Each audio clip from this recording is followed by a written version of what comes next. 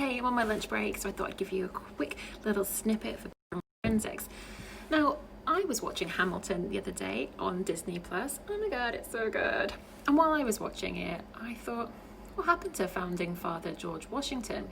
Well, I started looking into it, and it turns out he died of epiglottis. Now, today it's completely curable, but back when the founding father was around, it was just gonna kill you. Basically, it's where the back of the flap gets so inflamed that it's hard to breathe, and therefore suffocation becomes inevitable.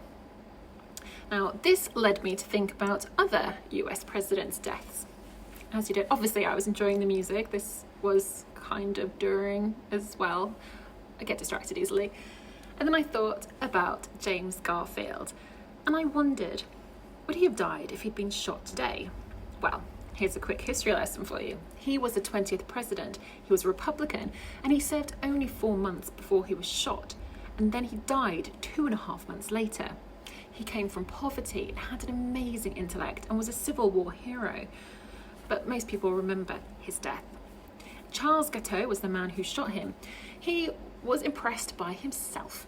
He was a lawyer that bought a law firm and only argued one case unsuccessfully in court. He had severe mental health issues, and he truly believed he was responsible for Garfield's success as president. And for this, what did he want? He wanted to be the ambassador of Paris.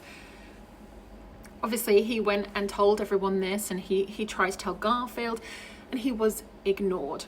And because of that, God then told him to kill the president, so he went off and bought a gun for $15. He claimed later in court that he spent more on a silver inlay so that it would look good in a museum. Then on July 2nd, 1881, he waited at Baltimore and Potomac railway station, shot Garfield twice in the back.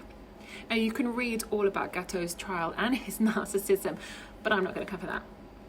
So this is the part where it gets really sad. Garfield was not fatally injured. The bullet lodged behind his pancreas, and if he'd been left alone, he would have survived. But back in the day, American doctors would get way hands-on with wounds, digging around without gloves or sanitizers, and actually they didn't even believe in germs. To heck with the British and their fancy antiseptics, who'd been putting those into surgeons' places in 1860. So here we are, in 1881.